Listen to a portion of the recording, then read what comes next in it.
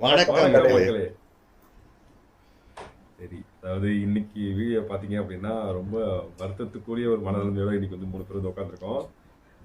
எல்லாரோட முகரக்கட்டையும் பார்த்தாலே தெரியும், ஒரு மாதிரி எரிச்சலோட உச்சகட்டத்தில் இருக்கும். எப்படின்னா மற்ற நேரத்துல எல்லாம் சந்தோஷமா இருப்போம், இதை பத்தி பேச ஆரம்பிச்சு இல்லை இதை பத்தி வீடியோ பார்க்குறப்பயே அப்படியே உள்ளுக்குள்ள அப்படியே கொதிக்குது. அந்த மாதிரியான ஒரு ஒரு விஷயம் தான் இன்னைக்கு நடந்திருக்குது. அதாவது WTC கனவை வந்து இன்னையோட வந்து இழுத்து மூடியாச்சு. இன்னும் வந்து பிஜிடி மட்டும் இன்னும் ஒரு மேட்ச் இருக்கு. அதாவது பிஜிடியை ஜெயிச்சு நம்ம தக்க வைக்க முடியாது, டிரா பண்ணி தக்க வச்சுக்கலாம். லீடிங்ல போய் தக்க வைக்க, ஆமா, டிரா பண்ணி லெவல் பண்ணி தக்க வச்சுக்கலாம். அந்த மாதிரி நிலைமையில தான் இன்னைக்கு வந்து முடிச்சிருக்கானுங்க. ஸோ இந்த சீரியஸை பத்தி ஃபர்ஸ்ட் ஓவராலா உங்களுடைய கருத்து என்ன அப்படின்றத சொல்லுங்க. ஃபர்ஸ்ட் யாராவது ஒருத்தர் ஆரம்பிங்க. மார்க், சதீஷ், யாராவது ரெண்டு பேரும் யாராவது ஒருத்தர் ஆரம்பிங்க. அதாவது ஆரம்பிச்ச டெஸ்ட் மேட்ச் சீரீஸ் ஆரம்பிச்ச விதம் வந்து ரொம்ப ஸ்ட்ராங்காக ஆரம்பிச்சிருக்கோம். நம்ம பும்ராவோட கேப்டன்சியில் ரொம்ப கமாண்டிங்காக அவர் சூப்பராக எடுத்துகிட்டு போய் வின் பண்ணி கொடுத்த டெஸ்ட் மேட்சை அப்படியே அடுத்த மேட்ச் வந்து ரோஹித் சர்மா நடுவில் வந்துட்டு பேட்டிங் ஆடுற மாற்றி ஒரு மாதிரி கொலாப்ஸ் பண்ணி, எப்படி அது ரோஹித் சர்மா வந்தனால அந்த ஒரு நெகட்டிவ் எனர்ஜி வந்துச்சா என்னன்னு தெரியல. எவனுமே ஸ்கோர் பண்ணல ஒழுங்கா.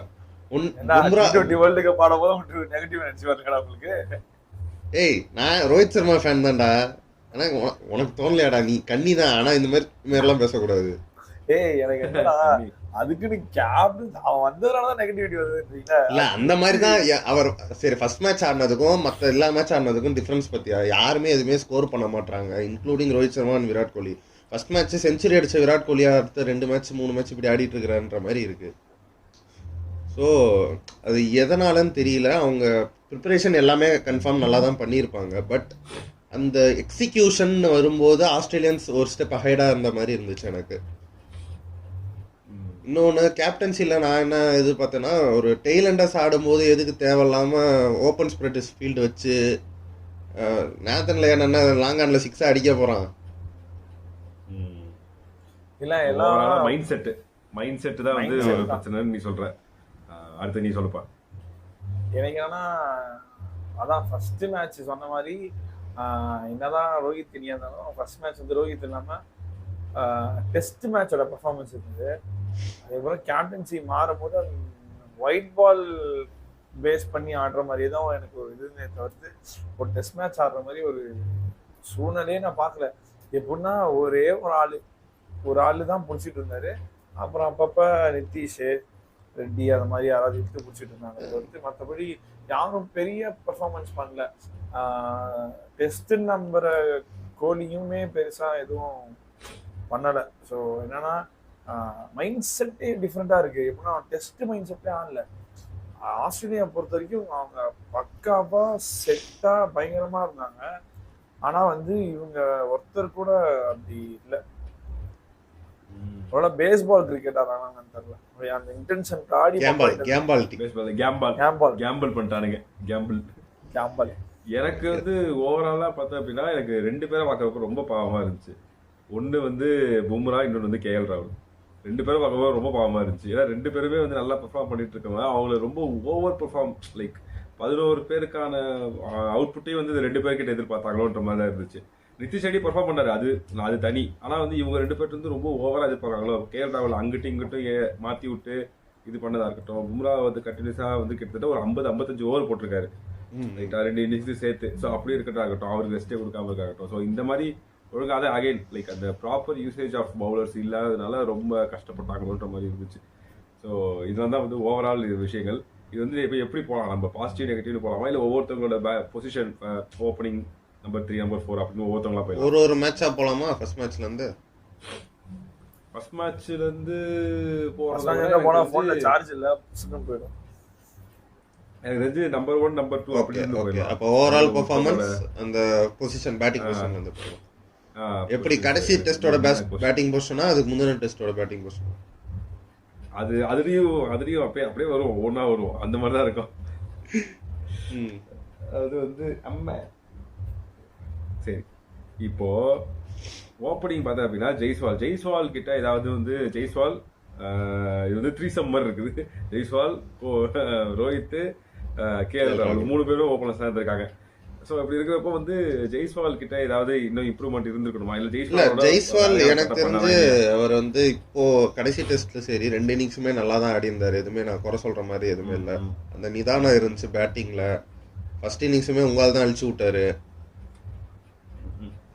சரி சரி ரைட்டு. அது இல்லைன்னா 2 இன்னிங்ஸுமே அவர் செஞ்சுரி போட வேண்டிய இன்னிங்ஸ் தான்.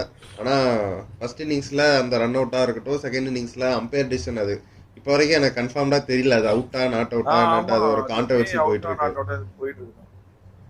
அதாவது என்ன சொல்றாங்க அப்படின்னா ஆக்சுவலா வந்து அவுட் தான் ரைட்டா, டீவியேஷன் நல்லா இருந்துச்சு, அவுட் தான்.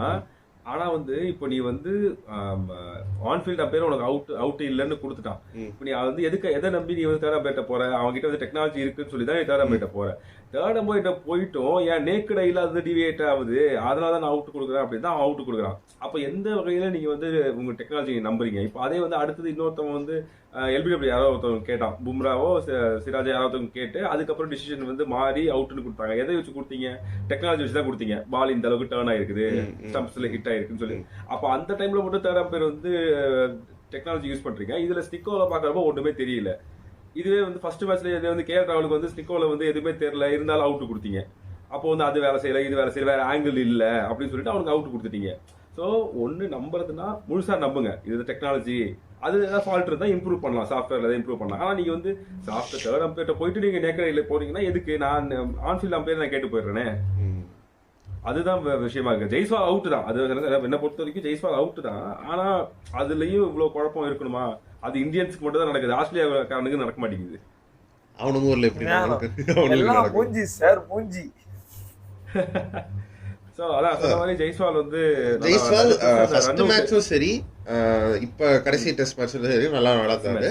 நடுவுல இருக்க 2 மேட்ச் கொஞ்சம் எங்கேயோ இது விட்டாரோ, அவரோட ரிதம விட்டாரோன்னு தோணுச்சு. அத லாஸ்ட் மேட்ச்ல புடிச்சிட்டாரு. எனக்கு தெரிஞ்சு அந்த இடத்துலயுமே மைண்ட் செட் தான் ஒரு பிரச்சனையா இருந்துச்சு. எப்போ ஜெய்ஸ்வால் வந்து நீ எப்பப்பெல்லாம் அந்த 80 சம்திங் இல்ல 100 அடிச்சப்பலாம் ஒரு 20 பால் 30 பால் 40 பால் டைம் எடுத்துட்டு அதுக்கப்புறம் ஆட ஆரம்பிச்சுப்பாப்ல, நல்லா செட் ஆகிட்டு. எப்போ நான் வந்த உடனே எடுத்த உடனே கிளப்பிட்டு அடிக்க போறேன், பிச்சுக்கிட்டுனா பார்க்க மாட்டேன், வந்தோடனே அடிக்க போனாரோ அப்பதான் வந்து தேவையில்லாம அவுட் ஆனது. ஸோ அந்த மைண்ட் செட் இருந்தப்போ ஃபர்ஸ்ட் அந்த கேஎல் ராகுல் இவங்க பார்ட்னர்ஷிப் இருந்துச்சுல, அப்பயும் 2 பேருமே நல்லா டைம் எடுத்து ஆடினாங்க. ஆமா, ஸோ அதுதான் ஒரு விஷயம் இருக்குது. அடுத்தது ரொம்ப பரிதாபக்குரிய ஒரு ஆள் வந்து கேஎல் ராகுல். அவரை பத்தி நீங்க என்ன நினைக்கிறீங்க? எதனால அவருக்கு இப்படி நடக்குது? அதாவது அப்பார்ட் ஃப்ரம் இந்தியான்னு விளையாடுறப்போ one of the best batters வந்து இந்தியாவுக்கு வந்து கேஎல் ராகுல். லைக் சேனா கண்ட்ரிஸா இருக்கட்டும், வேற எந்த கண்ட்ரில போய் விளையாடுறதா இருக்கட்டும், அவரை போட்டுக்கிட்டு இப்படி அங்கிட்டு அலக்கழிச்சு போட்டு நல்லா பெர்ஃபார்ம் பண்ணலனா ஓகே, நம்ம 3ல இறக்கலாம், நம்ம 4ல இறக்கலாம். பெர்ஃபார்ம் பண்றப்பயே எதுக்கு இறக்கி? அவரை பத்தி நீங்க என்ன தெரியுமான ரீசன்? அவர் என்னன்னா, அந்த ஆள் நல்லா ஆடினா டீம் சரி இருக்க மாட்டேங்குது, டீம் நல்லா ஆடினா அந்த ஆள் சரி ஆட மாட்டோம். என்ன பண்றது தலை வச்சுக்கிட்டு பாவமா இருக்குது. ஆனா அவரை பார்த்தா ரோஹித் வந்து லைக் அவர் பேபி பிறந்தனால ஃபர்ஸ்ட் மேட்ச் ஆடல. அந்த மேட்ச்ல அவர் நல்லா பெர்ஃபார்ம் பண்ணிட்டாரு. சரி, அந்த ரிதம் ஏன் டிஸ்டர்ப் பண்ணணும்னு ரோஹித்தோட பெஸ்ட் பொசிஷன் அவர் ஃபீல் பண்றது வந்து ஓப்பனிங். அப்படி இருக்கும்போது இந்த விட்டுட்டு சரி அவனுங்க நல்லா ஆடுறானுங்கன்னு இவர் ஒரு 3-4 டவுன்லாம் ஆடிட்டு இருந்தாரு. 3 டவுன் 4 டவுன்லாம் ஆடிட்டு இருந்தாரு. சரி விடு, ஏதோ ஒண்ணு வந்தாரு போயிட்டாரு, அந்த மாதிரி போயிட்டு இருந்தாரு. அவரோட அந்த பொசிஷனும் அவருக்கு செட் ஆகலன்ற மாதிரி மனசுல வச்சுட்டா அவர் திருப்பி நான் ஓப்பனிங்கே ஆடுறேன் அப்படின்ட்டு போனாய் இது பண்ணாரோ நம்ம. அவருக்கு தோணி லைக் நான் ஓப்பனிங் ஆனா இன்னும் நல்லா ஆடுவேன் அப்படின்னு நினைக்கிறேன் அப்படின்ட்டு அவரோட பெஸ்ட். எனக்கு இதுல கேள்வி என்னன்னா, இது வந்து கேப்டன்சி, அவர் வந்து ஒரு சீனியர் பிளேயர் பிளஸ் அவர் கேப்டன்சி இருக்கிறதுனால அதை ரொம்ப மிஸ்யூஸ் பண்ணிட்டாருன்ற மாதிரி எனக்கு ஒரு கேள்வி வந்துச்சு. இப்ப இதுவே வந்து அந்த இடத்துல இப்ப விராட் கோலி அவனால மாத்த முடியுமா? நம்ம 3க்கு போங்க, நம்ம 4க்கு போங்க, நம்ம 5க்கு போக மாத்த முடியாது.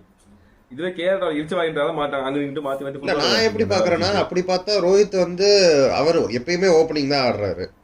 அப்படி இருக்கும்போது அவனுக்கு ஃபர்ஸ்ட் டெஸ்ட் நல்லா ஆடினால தானே அவரோட இடத்த விட்டு கொடுத்துட்டு இதுக்கு போனாரு. அப்ப அது எப்படி நம்ம வந்து ரோஹித் வந்து இல்ல என்ன விஷயம்னா, நீங்க சொல்லுங்க ஃபர்ஸ்ட் சொல்லி முடிங்க, அப்புறம் மறந்துடுறீங்க பாதி. இல்ல இப்ப ரோஹித் வந்து நல்லா விளையாண்டா பரவாயில்ல. இப்போ வந்து ஓப்பனிங் நல்லா விளையாண்டுட்டு இருக்காரு. இப்போ சப்போஸ் ரோஹித் நல்லா ஃபார்ம்ல இருந்தாரு, எனக்கு வந்து ஒரே கேள்விதான், ரோஹித் நல்லா ஃபார்ம்ல இருந்துட்டாரு. இப்போ இதுக்கு முன்னாடி சீரீஸ்ல தான் பயங்கரமா கன்சிஸ்டன்ஸா ரன் அடிச்சிருக்காரு அப்படின்னா, செகண்ட் மேட்ச் உள்ளார வந்தோடனே அவர் ஓப்பனிங் தான் இறங்கி இருப்பாரு. அவருக்கே ஃபர்ஸ்ட் கான்ஃபிடன்ஸ் இல்ல. இப்ப நான் போயிட்டு நல்லா விளையாடல அப்படின்னா நான் ஏன் நல்லா விளையாட டிஸ்டர்ப் பண்ணுறதுக்காக தான் இவர் நம்பர் 6க்கு போறாரு. ரைட்டா? அங்க போயிட்டு அவளால ஒழுங்கா பெர்ஃபார்ம் பண்ணலன்றப்போ 2 மேட்ச் கழிச்சு திரும்ப ஏன் நம்பர் 1க்கு வரணும்? நான் ஏன் திரும்ப ஓப்பனிங்க்கு வரணும்? ஆல்ரெடி இப்ப அந்த டைம்ல அதுதான் அவர் என்ன நினைக்கிறாரு, அந்த 6 டவுன் ஆடுறதுனால தான் என்னால ஒழுங்கா பெர்ஃபார்ம் பண்ண முடியல, மேபி நான் திருப்பி என்னோட ஓப்பனிங் ஸ்பாட்டுக்கே இல்ல போனா நான் கொஞ்சம் ரன்ஸ் அடிக்கலாம் அப்படின்னு நினைச்சிட்டு அவர் வந்திருக்காரு. ஆனா அதுவும் அப்படி அவரால் சொல்ல முடியல. முடியாதுல்ல. ஏன்னா அவர் முன்னாடி டெஸ்ட் ஆனப்போ அவர் ஓப்பனிங் தான் இறங்கல. அவர் நல்லா ரன் இல்ல அடிச்சப்பா இல்ல கொஞ்சம் பின்னாடி தான் இறங்கி அதுதான் ஆடிருக்காரு. அது வந்து அவரு டெஸ்ட்ல நான் ஃபர்ஸ்ட் அந்த சச்சின் ரிட்டையர் ஆன டெஸ்ட்ல தான் அவரு வந்து இதானாரு, டெபு ஆனாரு. ம். அந்த 2 டெஸ்ட் மேட்சுமே அவர் 150 பிளஸ் ஸ்கோர் தான் அடிச்சாரு 2 மேட்ச்லயுமே. ஸோ அது அப்போ. ஆனால் அதுக்கப்புறம் அவர் ரெகுலர் ஓப்பனிங் பேட்ஸ்மேன் ஆனதுக்கப்புறம் அவர் வந்து ஃபுல்லாகவே ஓப்பனிங் தான் ஆடிட்டு இருந்தார். எங்கேயுமே நடுவில் மாறிலாம் இறங்கலை அவர். எல்லா ஃபார்மேட்லையுமே டெஸ்ட்லேயும் சரி, இதுக்கு முன்னாடி தான் இந்த பார்டர் கவாஸ்கர் ட்ராஃபி அதே ஆஸ்திரேலியாவில் அவர் ஓப்பனிங் தான் ஆடினார். கேபா டெஸ்ட்டில் அவர் தான் 40 50 அடித்தார். ஸோ அந்த ஓப்பனிங் ஸ்பாட்டுன்றது அவருக்குன்னு லைக் டீமில் அவருக்கு அப்புறம் ஜெய்ஸ்வால் அப்படின்ற மாதிரி இருந்துச்சு. அவர் ஆப்சன்ஸில் கேஎல் ராகுல் வந்தார், நல்லா பெர்ஃபார்ம் பண்ணார். சரி அதே பெர்ஃபார்ம் பண்ணட்டும், நான் பின்னாடி ஆடுறேன் ஆனார், அவருக்கு செட் ஆகலை. அதனால திருப்பி ஃபர்ஸ்ட் வந்தார். ஆனால் அப்பயே அவரால் ஸ்கோர் பண்ண முடியல. பட் கம்பேரிட்டிவ்லி அவரோட ஃபர்ஸ்ட் இன்னிங்ஸோட இந்த மேட்ச்ல செகண்ட் இன்னிங்ஸ்ல அவர் கொஞ்சம் நிதானமா ஆடினாரு, நல்ல பால் நல்லா மீட் பண்ணாரு, ஒரு கான்ஃபிடன்ஸ் இருந்தது. இல்லையா அதுலயுமே நிறைய எட்ஜ் எடுத்து தானே போச்சு. எப்பயும் அவுட் ஆயிருக்க மாதிரி தானே எல்லா பாலுமே அவுட் ஆகிற மாதிரி ஆடிட்டு இருந்தாரு. இல்ல எப்படின்னா ஏதோ ஒரு சுத்தி பட்டா போதுன்ற மாதிரி ஆடின மாதிரி இருந்துச்சு. பட்டா பாக்கியம் பல்லான லேக்கியம் ஷாட் தான் ஷாட். ஆமா ரொம்ப ரொம்ப பட்டா பாக்கியம் பல்லாடி லேக்கியம் லூஸ் ஷாட். எப்படின்னா அதாவது அந்த அவரு வந்து யோசிக்கிறாருன்னு நமக்கே அப்பட்டமா தெரியுது. பால் வருது, பேட்டை வெளியே விடுறாரு, திரும்ப உள்ள எடுக்கிறாரு, வெளியே விட்டு அது என்னன்னா அவருக்கு சுத்தமா அந்த கான்பிடன்ஸே இல்லாத மாதிரி ஏனோ தானோ ஆடுற மாதிரி இருந்துச்சு. ஏன்னா தொடர்ந்து அந்த இப்போ ஒயிட் பால்ல அவர் ஒரு செட் ஆஃப் பிளே ஒரு ஸ்டைல் இருக்கும்ல, அந்த ஸ்டைல் இதுல வந்து எக்ஸிக்யூட் பண்ணான்னு அவர் நினைக்கிறாரு. பட் ஆனா அது சுத்தமா ஒர்க் அவுட் ஆகல. அவருக்குமே அதை வந்து டபுள் மைண்டடா யோசிச்சு ஆடுறாரு. இன்னொன்று என்னன்னா கேஎல் பொசிஷனை வந்து சரி மாத்தி வந்து விட்டு கொடுத்து ஆடுறாரு, ஓகே. பட் என்ன அப்படின்னு சொன்னா எனக்கு என்னன்னா இப்போ ரோஹித்தோட ஸ்டைல் என்னன்னா இப்பதான் நியூ பால்ல வந்து ரொம்ப அக்ரெஷன் காட்டி ஆடுறதுலாம். முன்னாடிலாம் வந்து நியூ பால் வந்து கொஞ்சம் ஓல்ட் ஆகிற வரைக்கும் கொஞ்சம் நிதானமா ஆடி அப்புறம் கியரை ஷிஃப்ட் பண்றாரு. என்னன்னா நீங்க 6th டவுன் 5th டவுன் வரும்போது ப்ராபப்ளி வந்து உங்களுக்கு ஒரு ஓல்டு பால் தான் இருக்கும், பால் வேரியேஷன் இருக்காது. உங்களுக்கு வந்து பால் கொஞ்சம் பவுன்சி ஆகுமே தவிர்த்து மற்றபடி பால் கொஞ்சம் ஓல்டா தான் இருக்கும் மோஸ்ட்லி, பால் மாத்தாத வரைக்கும். அப்படின்ற சமயத்திலே அவர் அதை ஒழுங்கா யூட்டிலைஸ் பண்ணல. ஏன்னா அவருக்கு பால் வந்து இப்ப டேர்ன் ஆகுது, வேரியேஷன் ஆகுது. இப்ப அவருக்கு இன்ஸ்விங் தான் பெரிய பிரச்சனையே. எல்லா மேட்சும் இன்ஸ்விங் போட்டு தான் முடிச்சு விடுறாங்க. கரெக்டா ஸ்டெம்ப் லைன் கரெக்டா சென்டர் ஸ்டெம்புக்கு போறாங்க, இன்ஸ்விங்க முடிச்சு விட்டுறாங்க. ஆனா அது ஸ்விங் ஆகாத பட்சத்துலயுமே அவரோட ஷாட் எல்லாமே எப்படின்னா லேசி ஷாட்டா இருக்கு. எரிச்சலா பாக்குற ஆடியன்ஸுக்கும் சரி எல்லாருக்குமே எரிச்சலா தான் தவிர்த்து அந்த ஒரு கான்பிடென்ட்டா ஒரு பேட்டை விட மாட்டாரு. நம்ம கோலி வந்து என்னதான் கவர் டிரைவ்ல அவுட் ஆடினாலும் அவரோட கான்பிடன்ஸ் இருக்குல்ல, அந்த கவர் டிரைவ் நான் ஆடணும், அந்த ஆடின அந்த கான்பிடன்ஸ் வந்து பில்ட் பண்ணுவேன்னு சொல்லிட்டு கிளாரிட்டி ஆஃப் ஷாட் இருக்குன்ற கரெக்ட்டா கிளாரிட்டியே சுத்தமான கிளாரிட்டி கிடையாது. அவர் ஏதோ ஏனோ தானோ ஆடுற மாதிரி இருக்கு. அது ஒரு மாதிரி ஒரு காலை தூக்கி இப்படி ஒரு ஷாட் அடிப்பார் லெக்ல. அது ஒயிட் பால்ல ஓகே. ஆமா அவுட் ஆன விதத்துல மன்னிக்கவே அது ஆக்சுவலி ஒயிட் பால்ல ஒர்க் அவுட் ஆகும். ஃபுல் நல்லா அடிச்சு ஃபில்டர் கிட்ட போயிடுச்சுனா கூட மன்னிச்சிடலாம். இது ஒரு மாதிரி இப்படியே நிக்குது ஷாட், இப்படி அது ஒரு ஷாட் எப்பவுமே இப்படி ஒரு ஷாட் தட்டுவாரு எப்பவுமே. சிக்னேச்சர் ஷாட் அது ஒன் ஆஃப் தி சிக்னேச்சர் அவருக்கு. ஆனா அது வந்து ரெட் பாலுக்கு செட் ஆகாது, டெஸ்ட் மேட்ச் பாலுக்கு செட் ஆகாது. அதே மாதிரி அவருக்கு சொல்லி வச்ச மாதிரி தான் போடுறாங்க. ஆமா ரெண்டு பேருக்கும் இவருக்கும் சரி கோலிக்கும் சரி பெரிய ஒரே பிளான் தான் எக்ஸிக்யூட். அது என்னன்னா ரோஹித் வந்து அதை நான் இன்ஸ்விங்கை வந்து இத்தனை நாளுமே இன்ஸ்விங் தான் எனக்கு பெரிய பிரச்சனை அவருக்கும் தெரியும். பட் அதை சேஞ்ச் பண்ண முடியாத அளவுக்கு என்ன அப்படின்றது கொஞ்சம் இதுவா இருக்கு. அட்லீஸ்ட் டிஃபென்ஸாக தான் வரலாம், டிஃபென்ஸே வர மாட்டேது. பால் உள்ள வர்றதுக்கு அப்புறம் தான் பேட் வருது. ஆமா பால் போயிடுது, பால் டிராவல் பொறுமையா வருது பேட். அது என்னன்னா இத்தனை நாள் என்னன்னா நீங்க வந்து ஸ்டார்க்ஸ் வந்து கவர்ஸ் மேல 6 அடிக்கிறீங்க அதை அடிக்கிறீங்க என்ன சொன்னாலும் உங்களுக்கு பாலை டிஃபென்ஸ் பண்ண தெரியல. இன்ஸ்விங்கா வர பாலை டிஃபென்ஸ் பண்ணாதப்போ எனக்கு ஆஸ் அ ஃபேனா என்னதான் இதா இருந்தாலும் அது போகிறது ஏன் இத்தனை நாள் இந்த ஷாட்டை மாத்தாம இருக்காரு அப்படின்றது. ஸோ என்னன்னா ரோஹித்தை பொறுத்த வரைக்கும் லேக் ஆஃப் கான்ஃபிடன்ஸ் தான். ஓப்பன் டு சே என்னன்னா ஒயிட் பால்லே டீசெண்டா ஆட்டு போயிடலாம். அதான் இது வந்து எப்படின்னா சொல்றதுக்கே கஷ்டமா தான் இருக்கு. லைக் இவ்வளோ அவங்க பண்ணாது கோலி இதே ஸ்டேட்மெண்ட்ஸா அப்படியே same goes to Kohli. But அடுத்தது வருவோம். இப்போ கேஎல் ராகுலுக்கு வந்து இன்னொரு கேள்வி என்ன அப்படின்னா, ரோஹித் சர்மா மட்டும் இப்போ அந்த பேபி விஷயத்துக்காக வந்து ஃபர்ஸ்ட் மேட்ச் மிஸ் பண்ணல அப்படின்னா கேஎல் ராகுல் ஓப்பனிங் வந்திருக்கவே முடியாது. ரைட், அது சான்ஸே கிடைச்சிருக்காது. அப்போ இப்போ வந்து கம்மி உள்ளார வரப்ப என்ன சொல்லிட்டு வந்தாரு, நாங்க வந்து ஸ்டார்ஸ் நம்பது கிடையாது, இங்க பெரிய ஸ்டார்ஸ் அப்பெல்லாம் கிடையாது, எல்லாமே ஈக்குவல், நான் அப்படிதான் ட்ரீட் பண்ண போறோம் தான் வந்தாங்க. ஆனா இன்னமும் இந்த ஸ்டார்ஸை வச்சுதான் இவங்க கட்டிட்டு எழுதிட்டு இருக்காங்க. நான் என்ன சொல்றேன், இப்போ இதுவே கோலிக்கு கிடைச்ச சான்ஸோ ரோஹித்துக்கு கிடைச்ச சான்ஸோ வேற ஏதாவது ஒரு பிளேயர் கிடைக்குமா? ஏன்னா அஸ்வின் ரிட்டர் ஆயிட்டு போயிட்டாரா நடுவுல, அது எதுக்காக சான்ஸ் கிடைக்கல? அஸ்வின் என்ன அவுட் ஆஃப் ஃபார்ம்ல இருந்தாரு? நேத்தன் லைன் அங்க ஒரு ஆள் எத்தனை ஓவர் போடுறான், 15 ஓவர் 20 ஓவர் போடுறான், 40 ரன் கொடுக்குறான், 50 ரன் கொடுக்குறான், ஒரு விக்கெட் எடுக்கிறான். அவரோட நேதர்லாண்டோட வேலை அதுதான், கண்ட்ரோல் பண்றது தான் நேதர்லாண்டோட வேலை. ஸோ அது கரெக்டா இருக்கு. இப்போ அஸ்வின் அதை மாதிரி தான் பண்ணுவாரு. இப்போ எந்த மேட்ச்ல அஸ்வின் 20 ஓவருக்கு 120 100 கொடுத்து நம்ம பார்த்துருக்கோம். 20 ஓவருக்கு 60, 20 ஓவருக்கு 70 இப்படிதான் கொடுப்பாரு, ஒரு விக்கெட் எடுப்பாரு. அவரோட பிச்சில் வந்து அசிஸ்டன்ஸே இல்லைனா கூட அவரோட பிரில்லியன்ஸை யூஸ் பண்ணி ஒரு விக்கெட் 2 விக்கெட் எப்படியாவது மேனுஃபேக்சர் பண்ணி எடுப்பாரு. ஸோ அப்படிப்பட்ட அவருக்கு மரியாதை இல்லாம அவரை தூக்கிட்டீங்க, மாத்தி விளையாண்டீங்க. ஒரு மேட்ச் ஜடேஜா விளையாண்டீங்க, ஒரு மேட்ச் அஸ்வின் விளையாண்டீங்க, ஒரு மேட்ச் சுந்தர் விளையாண்டீங்க, இப்படி போயிடுச்சு. ஆனா ரோஹித் சர்மாவுக்கு கோலிக்கு மட்டும் யாருமே அந்த கேள்வியே கேட்க மாட்டேங்க. இப்போ இவ்வளவு மோசமா இருக்கிறதா அந்த கேள்வியே வருது. நீங்க ஏன் வந்து இவங்கள ரீப்ளேஸ் பண்ணக்கூடாது கேள்வி அவங்க கிட்ட இருந்து ஒரு அசிஸ்டன்ஸே கிடைக்க மாட்டேங்குது. ஓ ஒரு டீம்ல 11 எடுக்கிறோம்னா ஒருத்த விட்டாலும் இன்னொருத்த அடிச்சு தருவான் அப்படின்னு பாக்குறாங்க.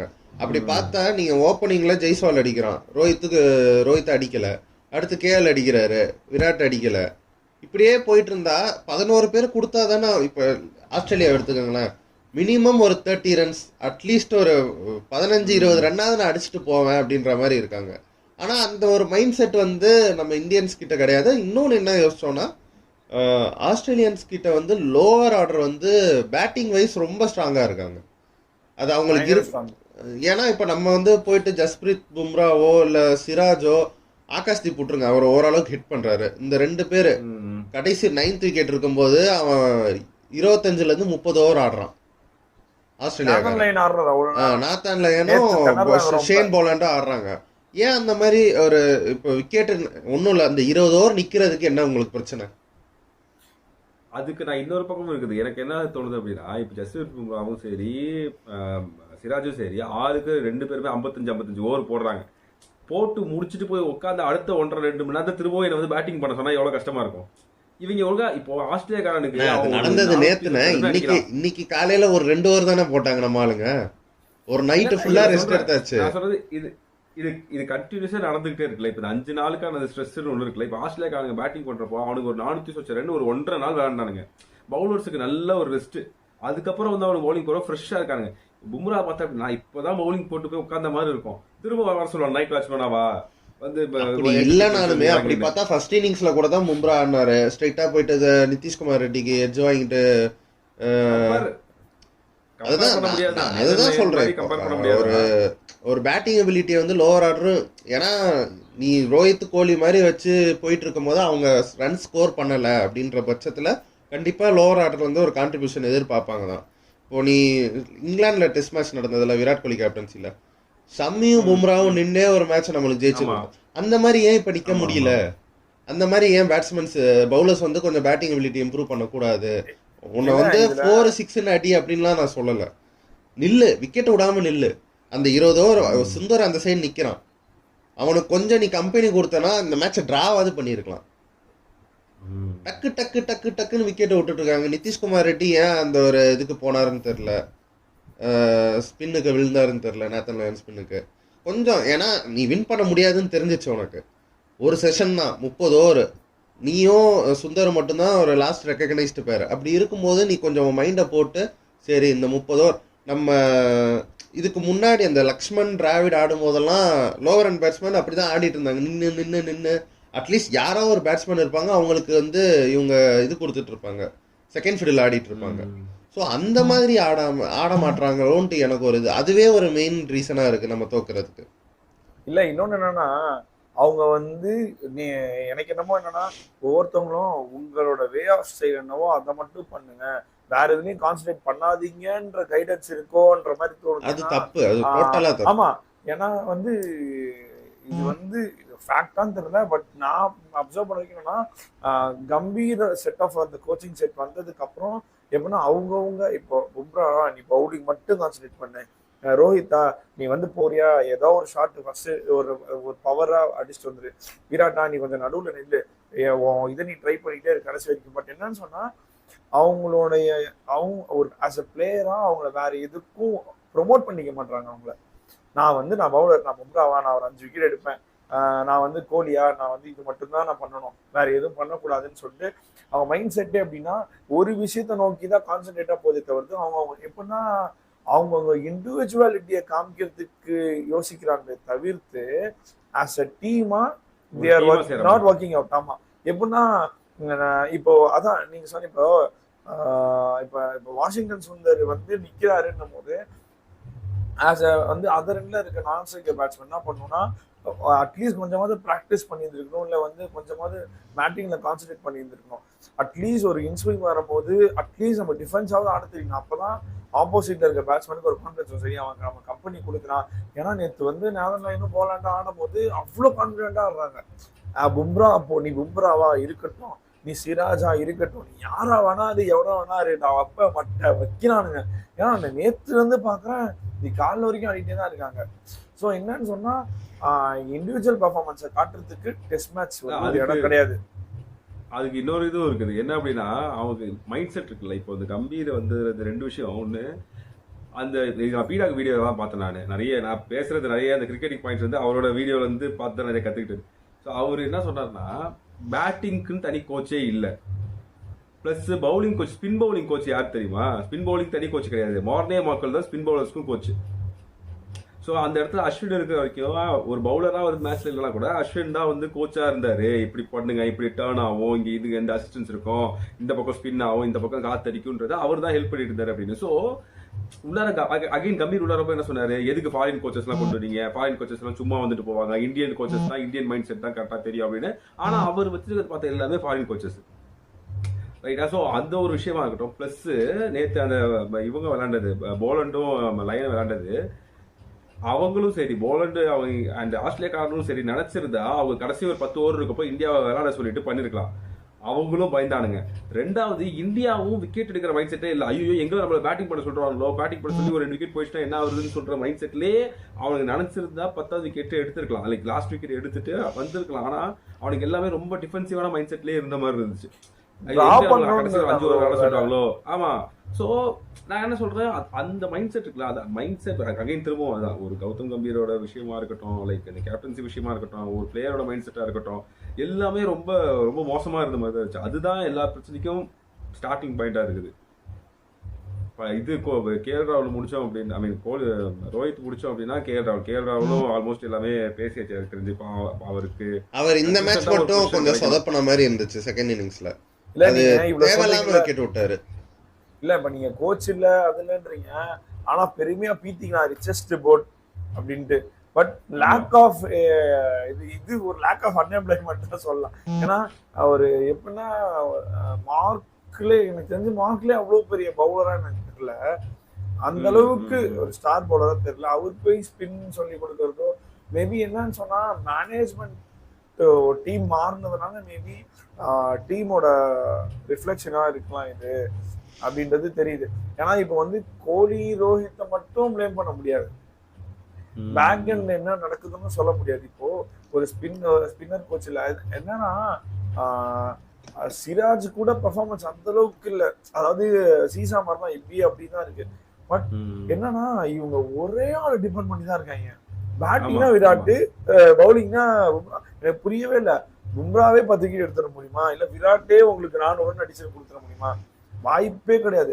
அட்லீஸ்ட் ஒண்ணுமே இல்லை, ஆவரேஜா ஒருத்தரும் ஒரு 40 ரன் ஒரு கான்சன்ட்ரேட் பண்ணாலே ஓரளவுக்கு 400 ரன் 500 ரன் தொட்டுடலாம். நான் ஒரு 40 ரன்னுக்கு ஆடினா போதும் இல்ல என்ன அப்படின்னு சொல்லிட்டு. பட் என்ன அப்படின்னு சொன்னா அவங்க அட்லீஸ்ட் வந்து என்னன்னா இப்போ நானும் லைனா இருக்கட்டும், லபூஷன் கூட நேற்று பாத்தீங்கன்னா ரொம்ப நாள் ஆடிட்டு இருந்தாரு. அவர் திணறினார் தான், ஆனா விக்கெட் விடல. நீ அப்படியே பும்ராவா இருக்கட்டும், அந்த அளவுக்கு நின்று ஆடுறதுக்கு காரணம் அவங்களோட பர்ஃபார்மன்ஸ், பேட்டிங் பர்ஃபார்மன்ஸ் வந்து என்னன்னா கான்சன்ட்ரேட் பண்றாங்க பயங்கரமா. எனக்கு சுத்தமா கான்சன்ட்ரேட்டே இல்லை, நான் ரொம்ப ரத்தாஜிக்கலா இருக்க மாதிரி தான் இருக்கு டீமே. ரிஷப் பண்ட் விக்கெட்லாம் என்னால சத்தியமே ஏத்துக்க முடியல. அவன் நீ ஆமா நீங்க அதை அடுத்து பேசி ஆகணும். நான் இது அடுத்தடுத்து சொல்லுவாங்க. அடுத்து விராட் கோலியா?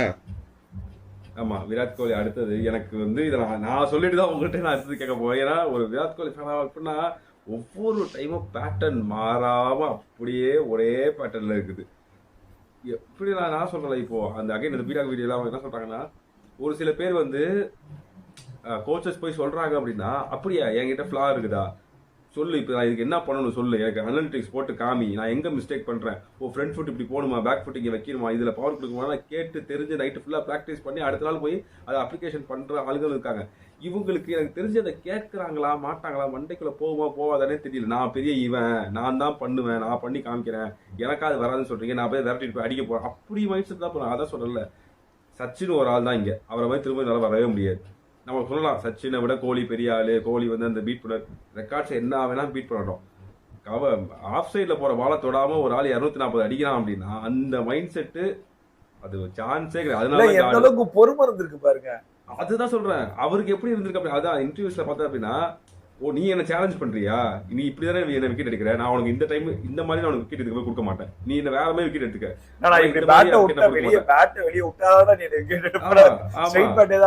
எடுக்க மாட்டேன். 241 ரன் கவர் டிரைவ் அடிக்காம ஆஃப் சைட்ல ஷார்ட் அடிக்காம அந்த ஆள் எடுத்திருக்கான் அப்படின்னா, ஸோ அப்போ அந்த மைண்ட் செட் தான் நமக்கு வேணும். ஒரு மிஞ்சி மிஞ்சி போனா பேஷன்ஸ் எந்த அளவுக்கு, ஒரு 40 பால் இருக்குது, அதுக்கப்புறம் போய் தொட்ட வேண்டியது அவுட், அதோட அவ்வளவுதான் காலி.